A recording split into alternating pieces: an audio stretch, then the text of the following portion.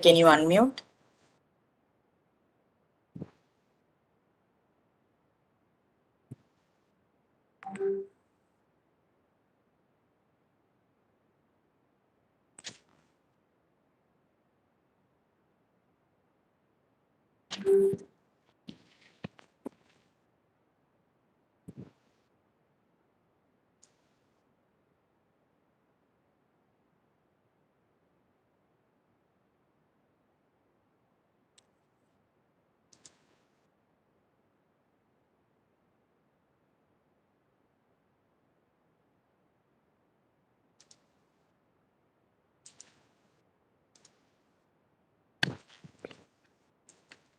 Welcome, Manju ma'am. Thank you.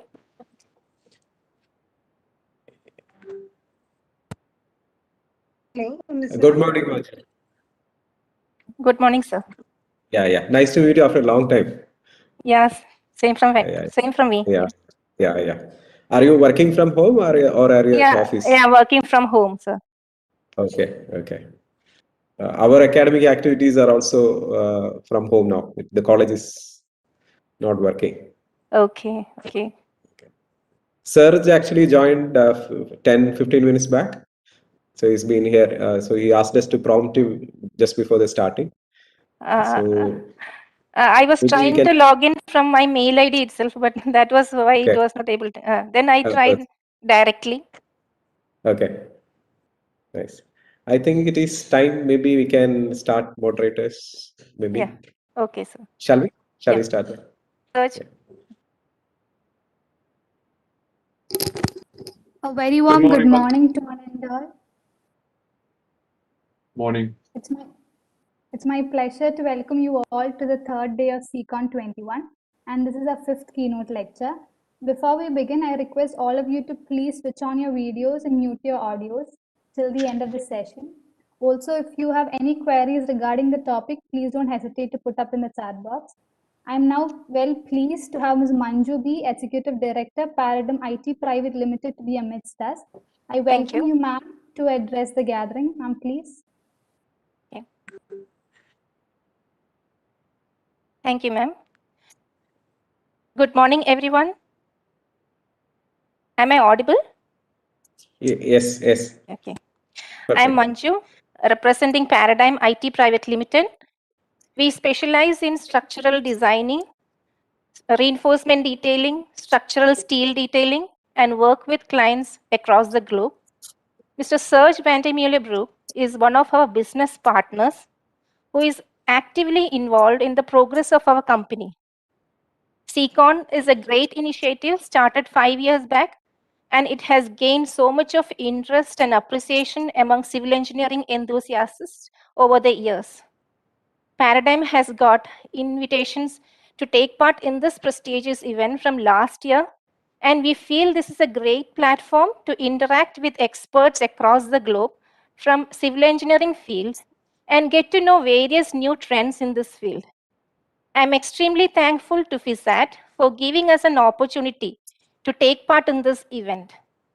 I also want to add that we, as an organization, believe in giving opportunity for fresh graduated students to build career in civil engineering field. So we are in association with various engineering colleges in Kerala for our recruitments. In the last few years, we have got brilliant students from FISAT also. Once again, I thank FISAT on behalf of Paradigm for giving this opportunity. Thank you all, and I wish this program to be a great success. Thank you. I now welcome Arpika Francis to address the gathering and introduce our keynote speaker. A warm welcome to everyone present here. With great honor, I would like to welcome the guest of the day, Professor Serge Vandemeulebroecke, who will be the chair for today's first keynote lecture. I also welcome the audience who has graced the event with their presence. With great pleasure, I'd like to give a brief introduction on our speaker, Professor Serge Vandemeulebroecke. Professor Serge completed a course in civil engineering construction from Frege University, Brussels, 1992. He has worked as project engineer, civil construction in SECO from 1992 to 2002. From 2002, he is the managing director of Planet Engineering. The firm has now taken up by SECO. He is currently the team leader infrastructure in SECO, Belgium, and also lecturer in University of Antwerp. He has expertise in geotechnical design as well as structural design of various civil structures called harbor seawalls, quay walls, railway metro stations, steel cylinder, concrete pipes for nuclear power plants, tunnels, purification stations, and collectors for aquafill buildings, etc. He has immense knowledge in various softwares like Plaxis, 2D, 3D, PowerPlate, Power Connect, Diamonds, Groundwater Vistas. He is from Belgium and his native language is Dutch. He is in good flair to communicate in French as well as English. Professor Serge here is with us for the 5th session of SECON 21. I welcome you, sir. Over to you, sir. Thank you for the introduction. Yeah, I can share my screen. I see.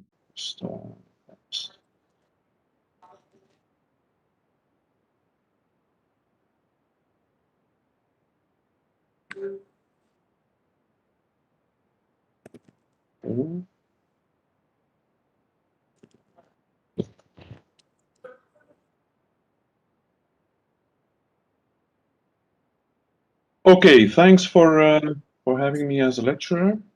I think I will be the first one, so I will be the starter.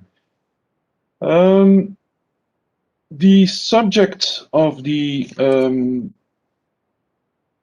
session, this conference, is computational techniques in infrastructure and management. So I tried to search a subject which is closely joined to that, and I will try in the session to link as much as possible to that subject of the conference.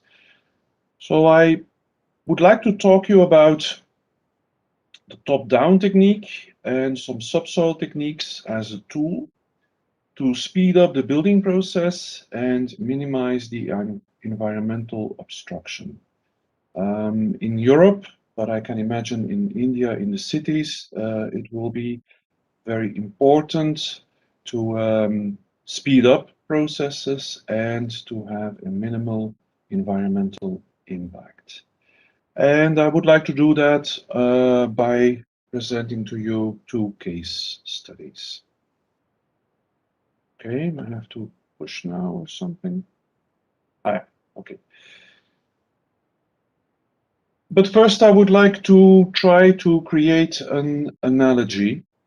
The advancement in all techniques, let's say computational monitoring machines, have given rise to an update, let's say, in execution that gave rise to application of techniques that were in the past difficult to imagine. I would like to make, I showed on the right side the platypus, which was discovered. It's an animal in Australia. It's kind of a very strange animal because it's a mammal and it lays eggs. So it was a very strange animal. When it was first discovered, the scientists were very surprised of the existence of such a strange animal, taking account how we live and how mammals normally live. After their first surprise, they found fossils, and they noticed that the animal seemed not to have evolved during his entire existence on planet Earth. We go back to Cretaceous, so that means that we're talking about an animal which is 145, this early Cretaceous, so 145, we estimate 150 million years ago. Of course, biologists investigated this animal because it's a bit strange. Secondary, because they had the impression, investigating the fossils, there was very little evolution present in this animal. Looking deeper, and I refer to Richard Dawkins as the reference that I found. They found out that this was absolutely not the case. The animal evolved in its line enormously. If you go back 145 million years ago, it's not the same animal. The fossils seem to give the same animal, but it evolved as well as we evolved.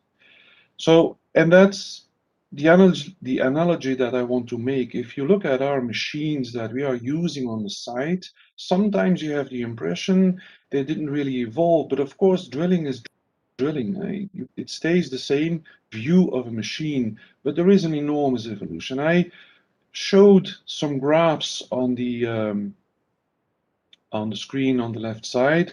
What you see there is an output of a drilling operation.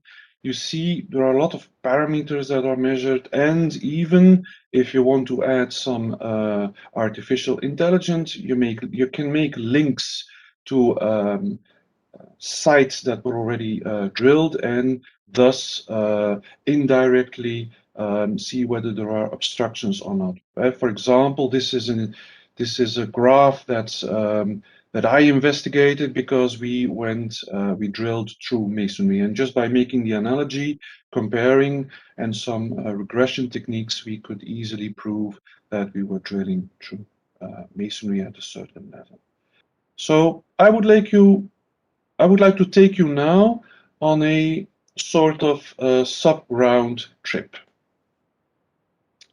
First of all, what's top-down and what's bottom-up? And then two case studies which I would like to treat. Brussels, capital of Europe. So the two examples, case studies, are located in Brussels. Why? Because the boundaries I mentioned in the beginning, boundary being the environmental impact, which is noise, etc., and speeding up the building process is very much the case in cities, and since Brussels is the capital of Europe, it's even more the case there. So I can name you what's there, but we will step through it when we go through the slides, so I won't name it there. First of all, top down, bottom up. Classically, buildings nowadays have a subsoil part where we place cars, installations, etc. So in Brussels, which is where we have a lot of traffic, people come by car, and when you come by car, you need to have a sort of location where you can place some cars. So in Brussels and Antwerp also, city where I live, it's mandatory to have a sort of location, subsoil, where you can place the cars. So in Antwerp, it's mandatory. In Brussels, I thought it's also mandatory. So if you create an apartment, you need a car location, just to keep the cars from the streets.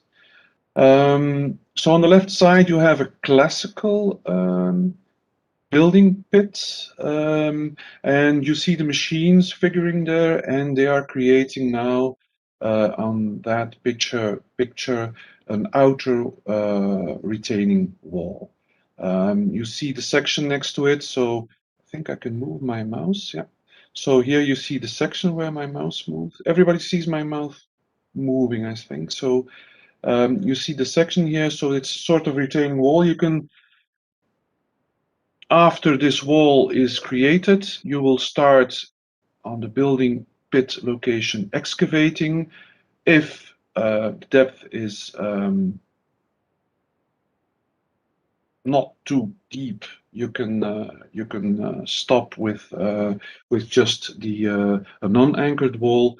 most of the times it's 1, 2, 3 levels. You will need an anchored wall, or you need struts on the building pit side to retain the wall. So it means that you first need to create a wall, you need to excavate, and only then you can start going up. On the right side, you see a startup of a what could be a top-down approach. You have the same outer wall, so that's the same in both the processes. But you see there that they have sort of cast a plate on soil due to the fact that you see the soil is just excavated below that plate. And well, it's a picture I've taken from a site, not really our site, but I thought it was very telling picture. So they have a plate on the sides. I expect it's because they cannot place anchors, and this is a way to sort of deal with that problem. If you do not want to use struts, and for example, if the distance to the other side of the wall is too big, this is a sort of solution. In plan view below, you see the soil pressure on the outside of the wall, and then the boundaries left and right will retain then that pressure in that plate and bring it to the side. So the soil pressure is there sort of transferred to the plate in a bending moment, supporting on the left-hand side. So it's a very simple concrete beam, in a way, a flat concrete beam on two supports. What you also see here is that, and that's important in the rest of the story, you will need some supports already inside the building pit. And here you see columns, I suppose it's piles that they made from zero level figuring, and you need to sort of connect that plate to those piles in order to have to resist gravity, so that the plate doesn't collapse on its self-weight. So case study 1, building in Brussels near to the railway, so easy for the people to enter and leave, and you already see a lot of cars on the streets, so that's what the cities don't want anymore. We don't want to see those cars in the streets anymore, so they have to be submerged. That's why we, I think here it's a building we did a couple of years ago, number of underground levels 4, and in Brussels it's typical you have a lot of subground levels. Location of the building marked with the red lines. So it's sort of a complicated shape. We will come to that later on. On the left side, the architect's section view and the architect plan view, where you see, important to notice, the car locations. Of course, you need some elevator shafts to, when you park your car, to make your way up. See the elevator shafts here on the left and on the right here below. And of course, you need a inclined sloped plates to go from one level to the other. So this is the entrance. I suppose the entrance is here. Cars go down and go up again. The section view shows you have 4 levels below soil, and you have 7 layers above soil. So we'll come to it, but trying to go faster here is sort of evidently, if we follow the logic of top-down, means we start with the plates, as we saw on the first slide. We create the foundation, but in the same way, since we start with our working level at soil level, at topsoil level, well, you could immediately start with your building up. So you have two ways of construction. You can construct down, and you could in the same time construct up. So it means you go a lot faster. You have a sort of site going down and a site going up. That's what we did here due to the lack of time to finish this construction. So on the right side, I marked with arrows, you see the outer walls. So the outer walls are made of slurry wall panels, creating a slurry wall, you could say. A lot of complications here, but I won't go into it. Corners are difficult in execution. Also, if you create those walls next to buildings, you have the existing foundations you have to look into. So monitoring, which is the topic of this Congress. So monitoring is important to see whether we have movement, whether we need to do something, and this has to be an online monitoring, so that immediate action can be taken. We will see it in the next slide. Slurry walls are not the same anymore as we had them in the past. So we found we found a small movie showing how it works. It shows the essence of how a slurry wall works. So you have an excavation with just a grabber in a way. You have panels, the panels have to be connected. You have the cement bentonite, and here, of course, it goes very fast, but you have in temporary phase cement, no, you have bentonite, sorry. I spoke myself. So you have a bentonite slurry, and that bentonite slurry retains the pressure of the soil. So you have soil pressure, like you have in the building pit, but you have no concrete wall created ready yet. So it's the bentonite which creates a cake. Bentonite in water creates then sort of semi-water pressure inside. It's a bit higher because of the density of the bentonite. So you have a pressure which is a bit higher than the water pressure. You have your soil pressure, which is, since you have coefficients for the horizontal pressure, which are reasonably lower, so you can, in most times, only if the water is very high, you will have stability in your trench. You also have a 3D effect that helps. So because you only have a panel that's made. Once you dug out the soil, you can replace the bentonite, and that was the last process we saw here on the movie. You can replace the bentonite with concrete, and thus you end with a concrete wall, which you can already see can be reinforced. So slurry walls are typical for big depth, bigger building sites. For all the other less deep building sites, you have other techniques that are possible, SECON piles, but that's not the topic of these case studies. So we'll skip them, but you can, Dr. Google is incredible, so you can find everything on the net for that. So what are we going to do here? Superstructure construction can proceed at the same time as the substructure. So that was the main idea of the top-down. So top-down started, but we created during the last 20 years a sort of plus.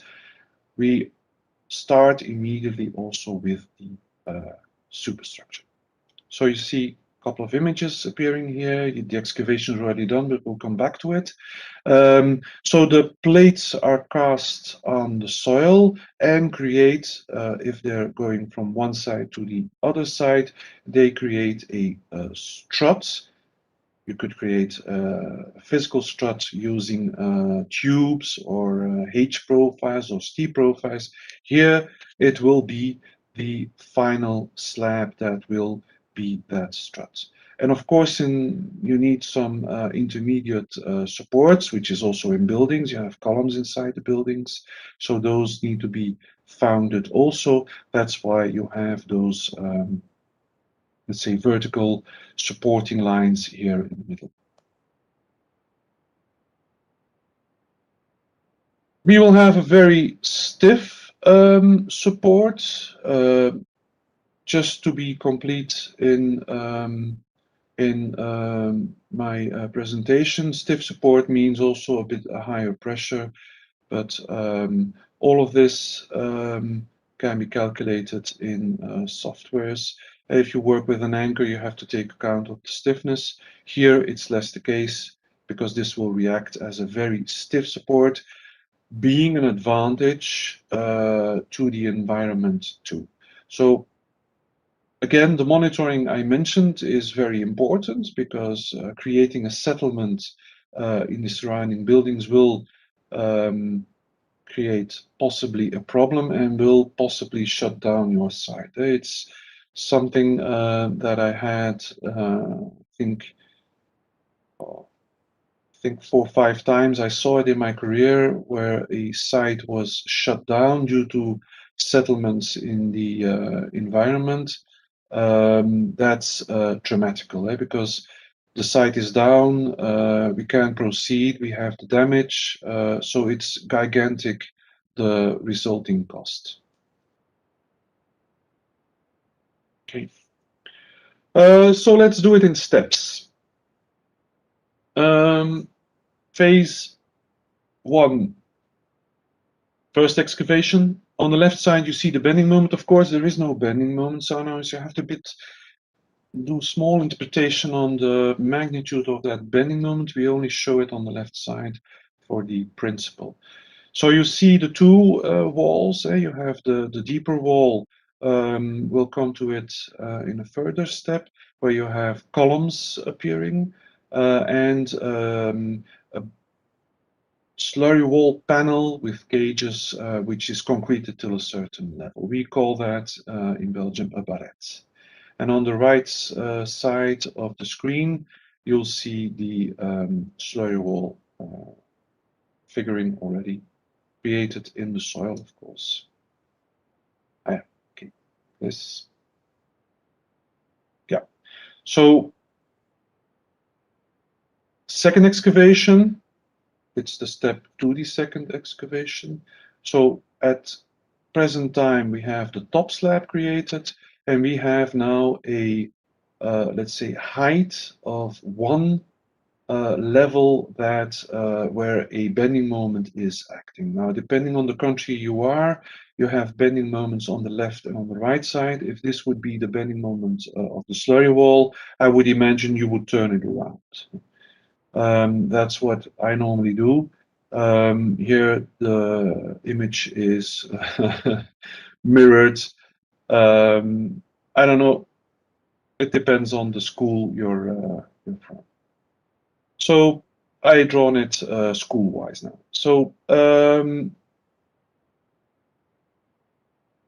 let's go to the next excavation. Now you see the second level port, say level 0 and level -1 to be exact, is poured now functioning as a strut, and the bending moment, of course, turns around because you have an effect of the strut. And here you see the bending moment figuring a bit into the terrain because the terrain is not an infinite stiffness, so there will be a bending moment going deeper. If somebody knows the old Blum methods, which is the manual calculation of a retaining wall, very interesting to do. I advise it to, before you start calculating, doing those manual calculations. They will give you a very good idea of how this functions in the soil. To give you an idea, I'm still doing them. If I calculate finite elements, we're always doing the analytical check just to prevent and to have a good idea of the magnitude of the bending moments, and just to be keep your mind with it. Software has become very user friendly in my mind, but I'm already a bit older. Too user friendly. It makes it too easy for engineers to just click on buttons and well, that's the result. But I would like most of the times I would like an engineered solution and not a clicked solution in a way. So because I see this now. Okay, then the last slab, and then of course bending moments changing again. We look for the envelope of the bending moments because you have a history here. So I'll crack on with this one. So important for the economy here, and that's in Paradigm, a lot of slurry walls are calculated. So we need to optimize that rebar. So we can't just, okay, we have the biggest bending moment, so we just put in the biggest, that one section. No, that's not the case. So first thing is optimizing the rebar over the height of the slurry wall. First step. Second step is then, let's maybe crack on to the next one. You'll see here, this is a length of 21 meters. So, and there, as an engineer, you can sit on your desk and draw the rebar and send it to the site, but the site will very fast phone you back and tell you, well, that's nice. Now I have cages of 21 meters, but how do I transport them? I have to get them there on the site. So that reality check will make you just cut the rebar in here. Let's say 12 meters is normal. You have 14, 16, 18 meters if it's for special types and special transport is possible. But all of those parameters need to be discussed with the contractor. So it sort of, you have to sort of make your design parametric, and that's where and I go back to the topic of this Congress, where we have very powerful tools now to update very fast. So even if we make a pre-design which doesn't take account of all the parameters, we can reasonably fast adapt. So that's a big advantage of developments in the last 30 years, for me even 30 years. Okay, so that was optimizing the bars. Also important is the execution on site. If you is the execution on site. So the cages needs to be rigid. Also there, we sometimes need to do calculations to see that manipulation. So what we see now appearing is that I think one contractor in Belgium is putting his site development in BIM 3D. So last month I did a calculation on a cage, on lifting of a cage. So because he wanted to see whether it was possible to lift the cage on the site, we had a limited amount of space, same again. So we just visually lifted the cage and connected sort of the calculation to that. So visualization, BIM, building information system, and connected to calculation, and then connected to the, let's say, automated update of rebar. So these are tools that have become very important. If I think of the sketches we made 30 years ago, that's a major change. Other disadvantage of, let's say, the top-down system is the excavation. So you need to organize. So these are sites that need more management. You need to, you see a small excavator, but of course it's going much slower. You need to organize where you're going to excavate, where are you going to extract your soil, etc., etc. So an image here to show that we are working in a confined space. Also, environment, important for the people working there. You need extractors to keep the air clean. As you can't just work in those dams of the machines working there. So also that's a very important topic, the health of the people working below level 0. So the opening is needed. So it means that in our plate, it cannot be a continuous plate like we showed on the first image, so you will have holes into it. So it means, again, a recalculation if you don't know it ahead, so we'll have to go back to our engineering table and create the holes. Here, the holes were, because we didn't know them ahead, so we know that we were going to work top down, but I didn't know where the extraction of soil would be. So in discussion with the site, we then took the elevator shafts as being the openings. Why? Because we have to create the wall there nevertheless, and which I did not know is that on the left side here, this left elevator shaft was possible for the community of Brussels to excavate and put trucks there. We couldn't place them on this side because we didn't have the allowance there, so we had to go to the other side. Also there, you have a lot of parties working on a site, so it's not always what you want, and you need to adapt very fast.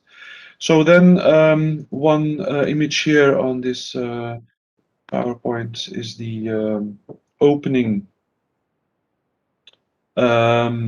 where you have the inclined plates.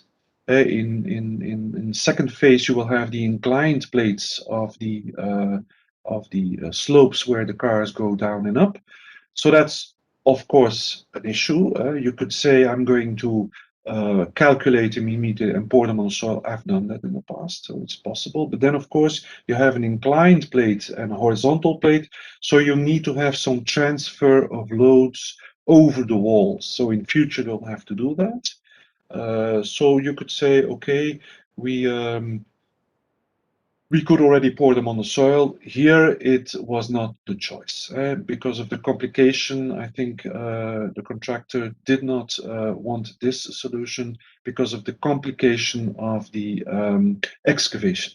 So this is a very simple excavation. You just have one level excavated and you go to the next level 1. But of course, it's for the people seeing it. You have a divisional beam here at the lower level, and here on top you have only one strut going immediately into the slurry wall. So since we go deeper, as you know, if you go deeper, your soil pressure becomes higher, so you will result in bigger horizontal loads.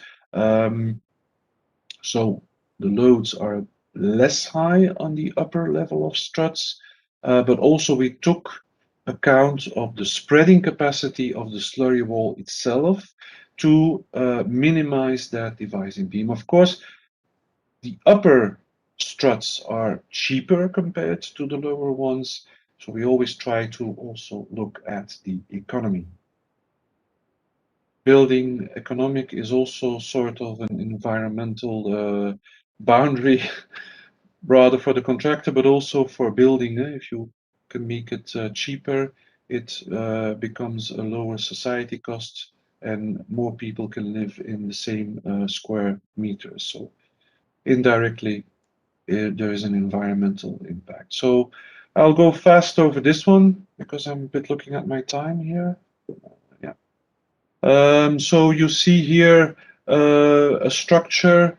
I'll go fast by telling that although the slurry wall seems manifest big machines, they can grab a panel at a very high accuracy.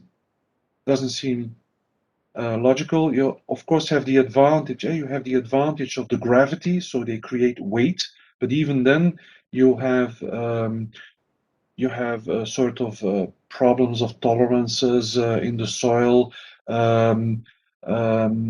anisotropy in the soil also, so that can create sort of divergence of that ideal vertical line.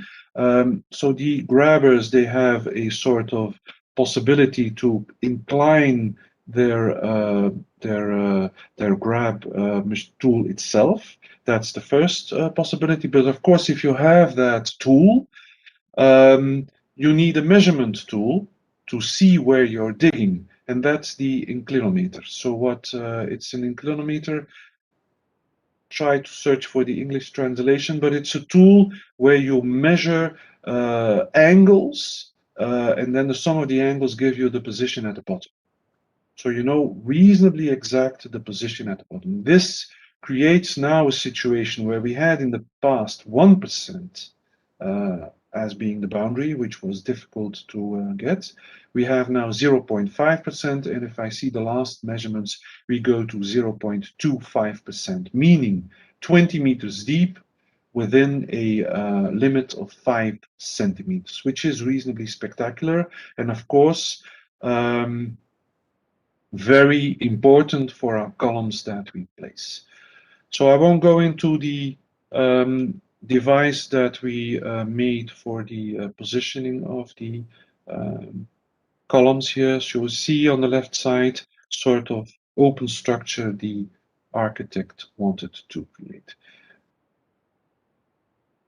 Last item I want to show you about this top-down analysis.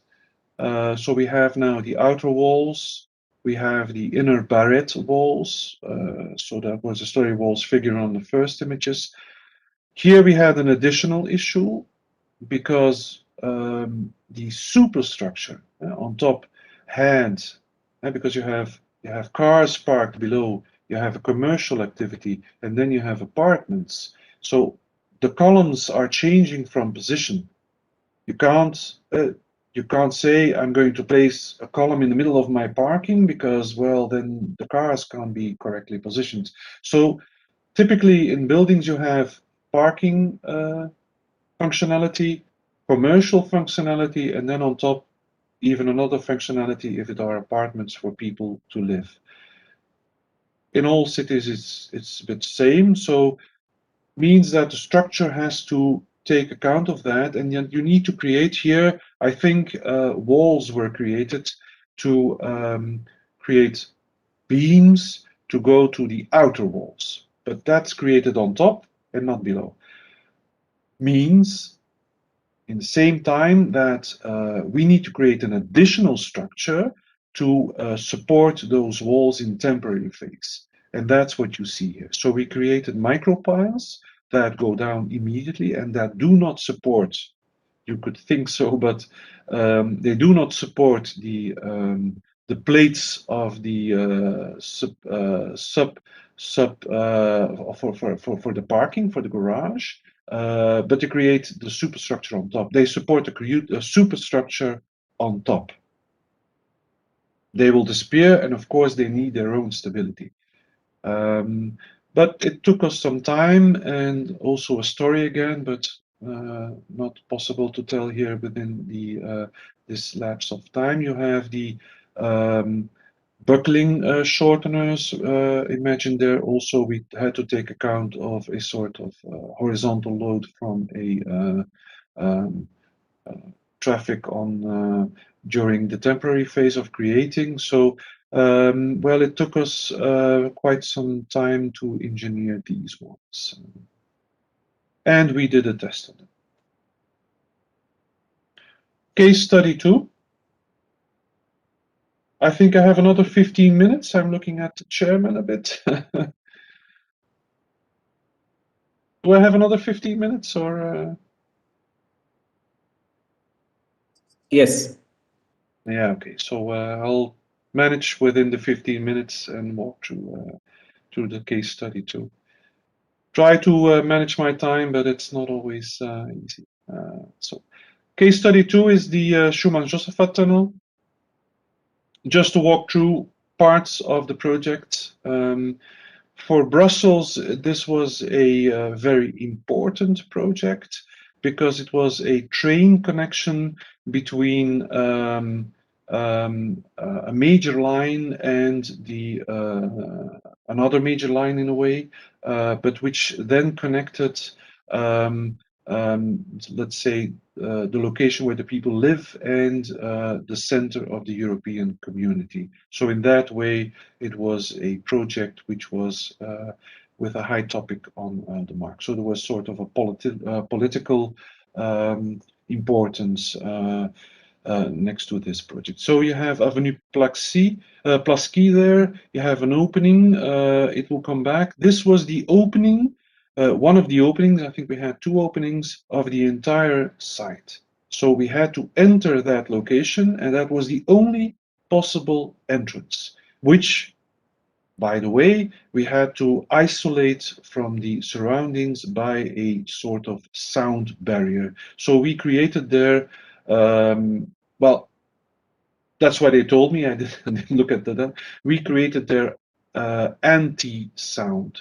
So we had a motor running for the air inside the tunnels that we were creating, and we had a sort of anti-sound. It's what Bose has with their headphones. We created anti-sound in order to have no sound of our tools there on the street. So, and it seemed to have worked. Meaning that we need all technologies incorporated in civil engineering to get a positive result. So here on the left side, you see the connection of the tunnels, less important, I think, for you. And then on the right side, the part I would like to talk about, which is then the zone 2 and 3 connection, zone 1, Emile Max and Victor Hugo. Okay, so on the right side, a picture, just an environmental picture of the European community. All the offices are located there. European Parliament, the President is also located at that location. And then on the left side, you see we had to do complicated things because the top one is our train. You see that image of a train, and on the bottom you also have the metro in Brussels. So the metro, this lower part was existing, had to be kept in usage during the works. So on top we have the new structure where we have our train. So it's sort of strange, maybe. I had difficulty understanding because you have the metro mixing with the train, but well, it's the case here. So you have a train, submerged train, and the metro, and the train on top of the metro. And this was really a difficult part in order to get that prefabricated beams down, placed at site, while we could only, I think, have a 2 days shutdown of the metro lines. So that's what you always have. You have a couple of days to do your work. So you really have to manage those works to get them done. So how is these, in general, these tunnels, how are they constructed in Brussels? Well, during my career, I've been in several cities, so every city has a bit its particularities. But this is a type of tunnel which is constructed in a lot of cities around the world. One of the major boundaries here is that we do not have water. So we have no problem with the water. Once you have a water issue, we cannot construct them this way. So let's fast look at an image movie here. So first we make the tunnels, we drill the tunnels, we make the walls, we are pouring them in the correct direction, so we excavate. And here you see some image of this excavation. Seems manual work. It is manual work, but it was semi-automated.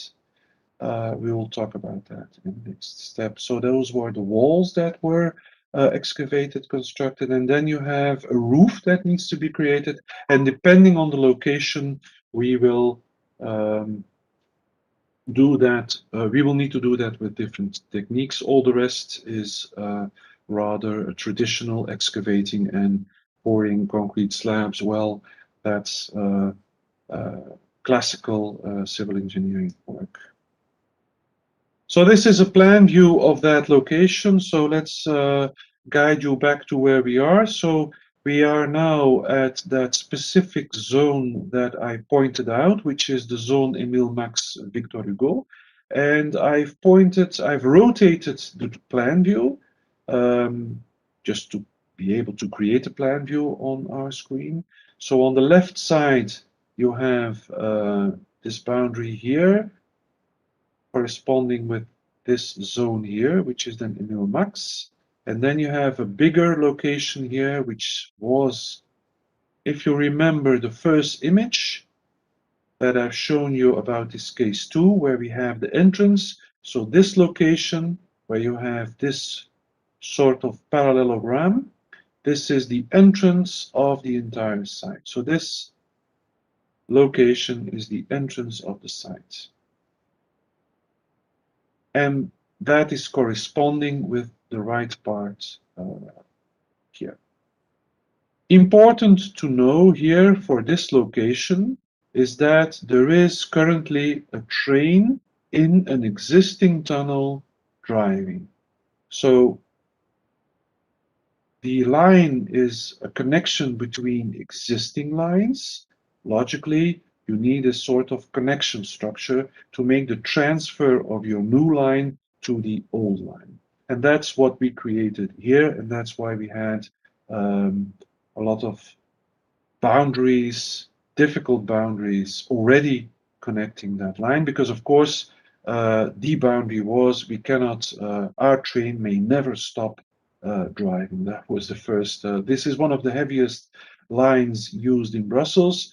Somebody told me that in the entire of Belgium we are driving with a certain interdistance. In Brussels the trains are driving with a shorter, not safe interdistance, so they mandatory need additional lines. So this is a very heavy used line. Since we need to make a connection to the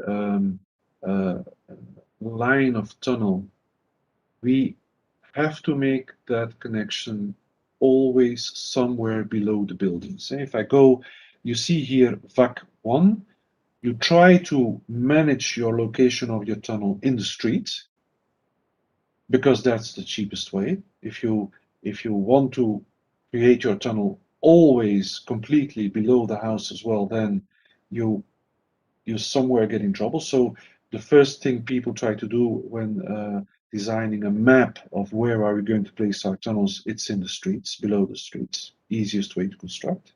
Of course, if you make the connections, you will by necessity go below houses, apartments, constructions. And that's what's happening specifically here. So we have two problems. We have the environment of the houses and we have the train passing through. So let's go to the next one. So the main tunnels, that was in the movie you saw the first work. So we first drill those main tunnels, and those main tunnels will become our location where we can start our walls and our roof, as you've seen on the movie. It's a classical TBM, so that's mainstream now, I think. Ir.Ing, which is one of the biggest in the world, is making them one a day or something. So they are tailor-made, of course, but this is mainstream technology, monitored for all types of soils, working nicely, and also at lower levels below the train. One evolution that I want to mention is where in the past we had difficulties starting.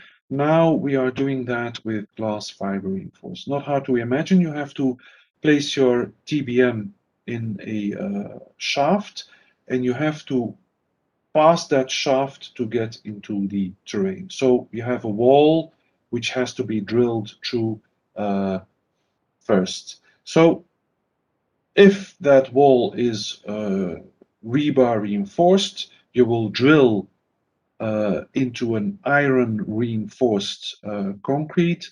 That will become a spaghetti, and you have your first stop. So that doesn't work. You cannot drill with these types of machines through rebar reinforced walls. That's impossible. So you need another material, and we have the glass fiber reinforced bars for that. The advantage is that glass fiber reinforced is brittle. It's in essence a brittle material. So it has sort of elongation, but not completely not the same as rebar. So due to the properties of glass fiber reinforced, once you drill your TBM into the wall, it just breaks. And once it breaks, it just turns into fragments, and it can be transported away. Completely different compared to the rebar. So that was a technology we couldn't use in the past. First tunnels, when I started as an engineer, we always had to make grout props, slurry wall panels, non-reinforced to start drilling. We had the problem of entering water, of entering soil. All of that is sort of past time, solved. Then second thing is we can't go too deep, or we try not to go too deep. If you go deeper, you have your train, which has limited inclination possibilities. So you try not to go too deep, and also you have the boundary of your line you have to follow. So there we have the compensation grouting. Compensation grouting, you see on the left side, it's tubes that are drilled, a very fine maze of tubes that are drilled between the houses and the top of the tunnel. So we had there, I know by heart, 5 meters, which was very limited. So we drilled them sort of at 2.5 meters down and 2.5 meters on top of that, so in the middle there.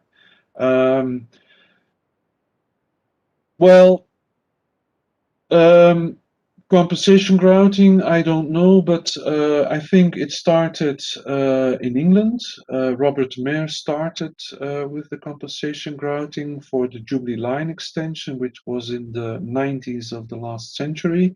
It then started to be possible. Why? Because we managed the grout consistencies, type of grout, so that technology was far enough to have the right grout to be used here. Second thing is, we had at that time a monitoring system performant enough to give immediate results. I remember, if you send a topographer to the site, I know if you phone them, you send them to the site, and then you can expect in 2 weeks or 3 weeks he will send you his survey. Well, that's not possible. If you inject your drilling, you have to imagine you're drilling your TBM, you're creating settlements on top. Well, you need to be able to react immediately.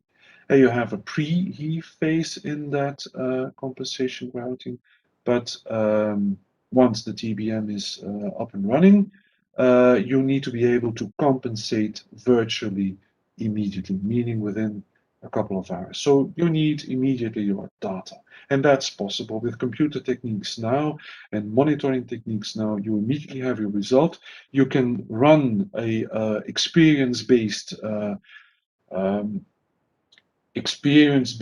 engineering judged survey on that, and you decide, I'm going to inject line 20 at that depth to compensate the settlements that were there. So photo below shows a pit there. So here again, plan view of the injections. So you see it's the same tunnel as we had before with the 2 shafts, the rectangular shaft and the sort of difficult parallelogram shaped on the left side where we started the drillings. So the 2 drillings here with the TBMs, and then compensating for those settlements for the houses on top.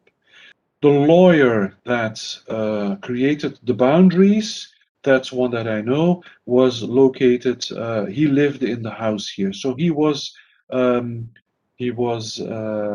created the boundaries sort of in the pre-negotiations. What is the possibilities of working on the street? So he really minimized by discussing with the government the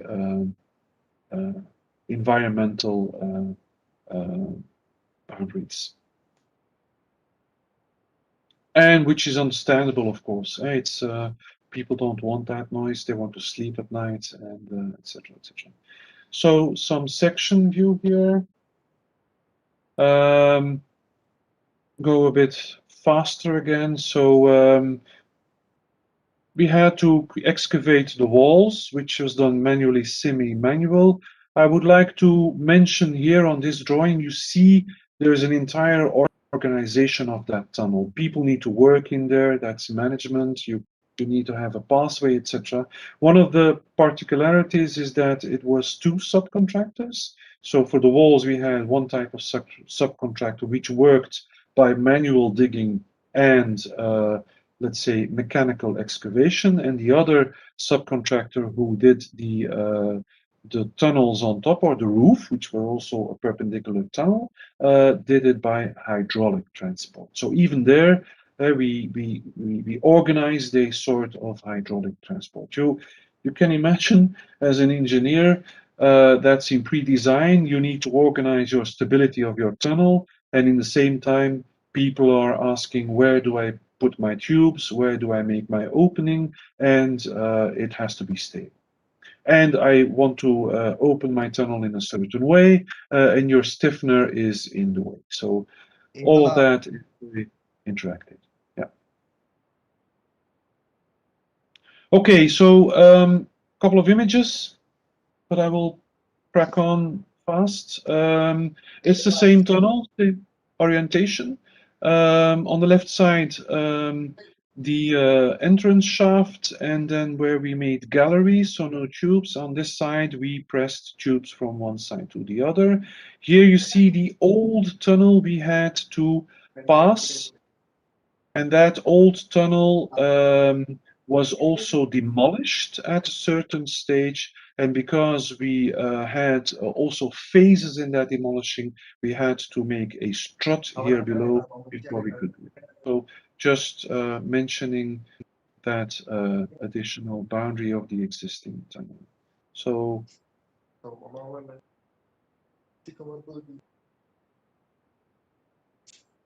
the roof.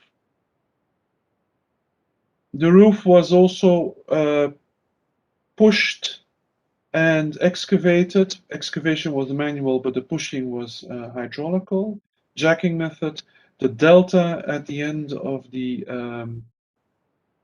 when we because of course you start in a certain tunnel, you go to the other end of the tunnel.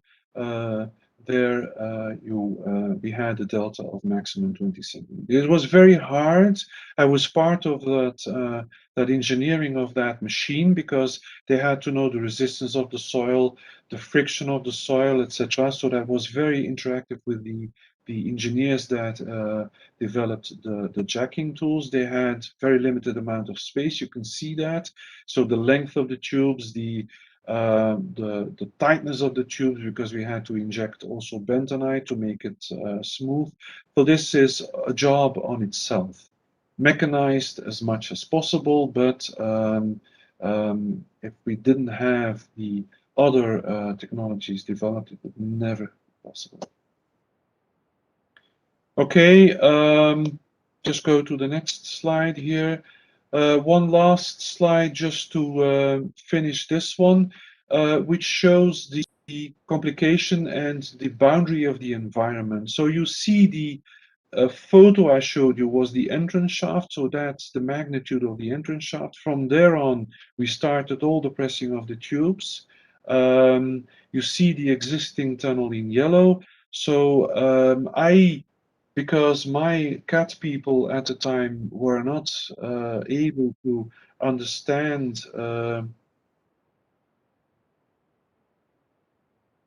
Yeah, sorry about that. Yeah, okay, yeah. just giving him a message.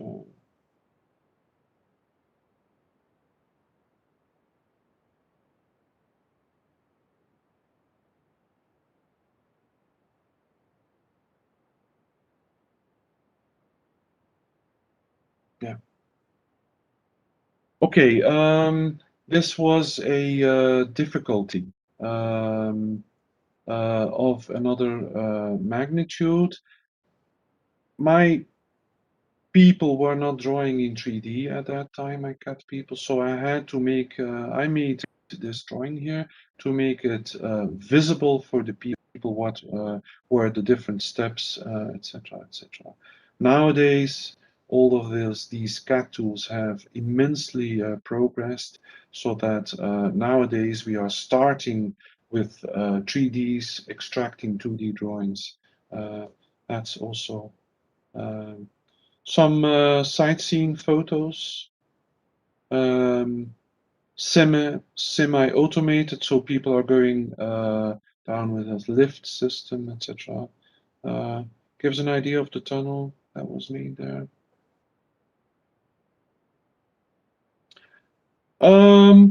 Last photo to end this.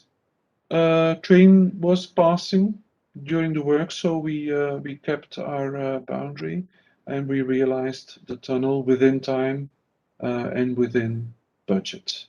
Not always the case. I would like to thank also Paradigm for the photos they sent to me from their archives, which were not always anymore in my archive. And I would like to thank also SECON for their participation in this presentation.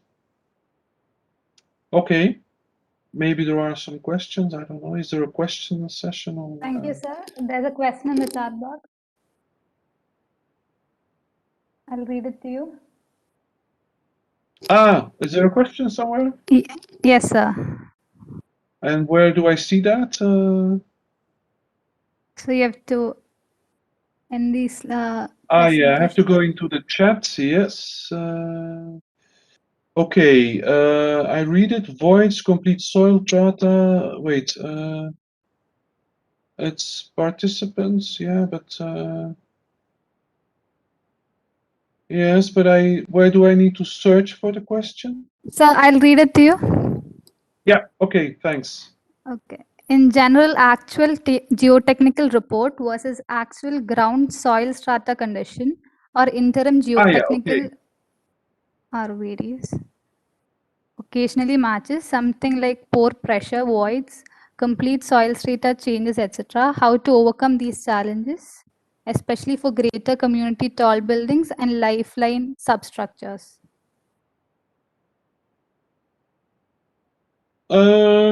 Well, of course, this is a limited time to go into the data, the geotechnical data. So I didn't mention the geotechnical data here, but Brussels is a, let's say, very well documented soil data databases we have, and we had a lot of pre-knowledge of the tunnels that were already made in the past.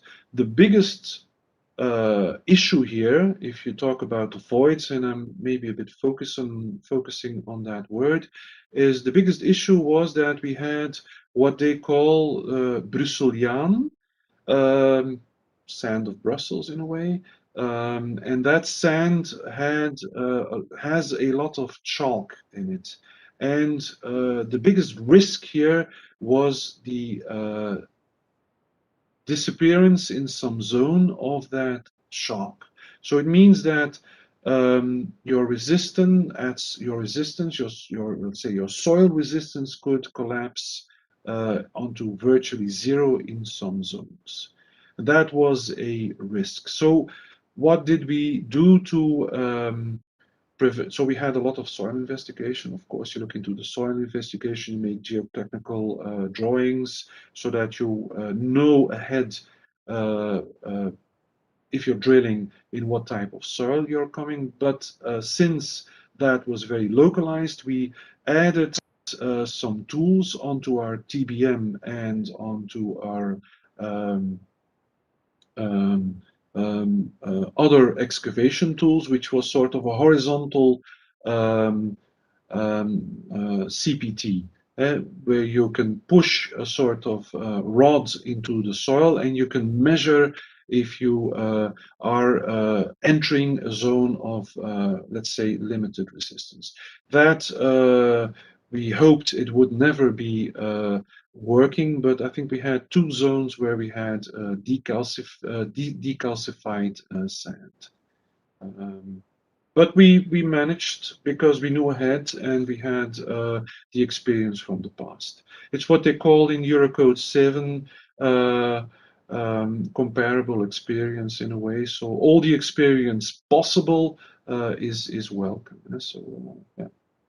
I hope that's an answer. Maybe answered in a different way, but well, it was a very open question also. So it's a typical one, but it's a complication having a high-rise structures which is having a residential buildings of 20-25 stories of couple of towers. So which is having an interim reportage in generally changes with the actual ground conditions.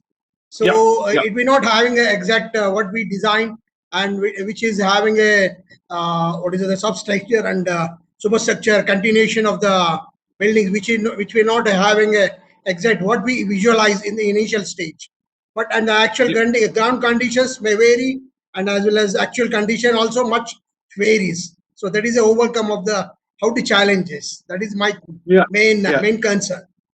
Well, maybe because you're telling it, you're quoting it this way. What I can, we did a lot of re-engineering on this site based on experience we gathered during the work. So I designed the galleries. So the roof was, let's say, 2 types in general. One was a pushed tube.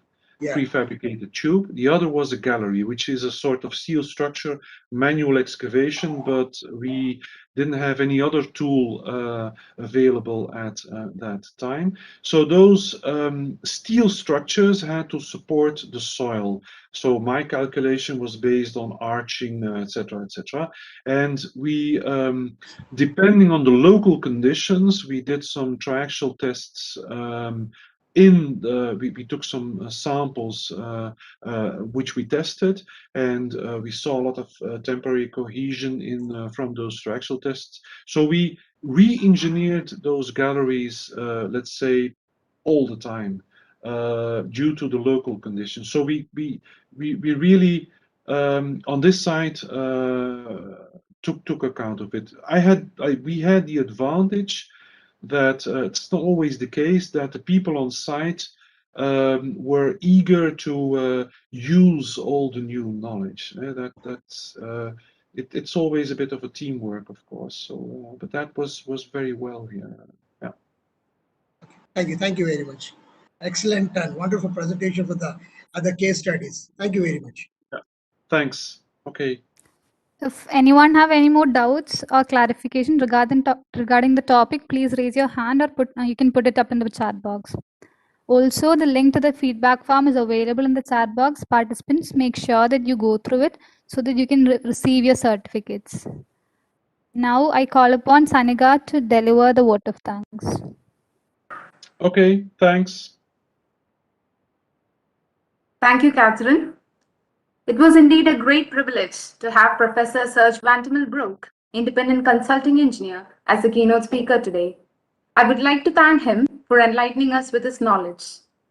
His insightful lecture was full of wisdom, information, and it was interesting indeed. It gave us deep insights into the topic and also revealed some interesting facts. Today, we had the opportunity to hear your thoughts, and this is definitely encouraging us in our future ventures. I once again thank you, sir, for having spared your precious time for all of us. Thank you so much. I also thank Ms. Manju B. for receiving our invitation and blessing us with her presence.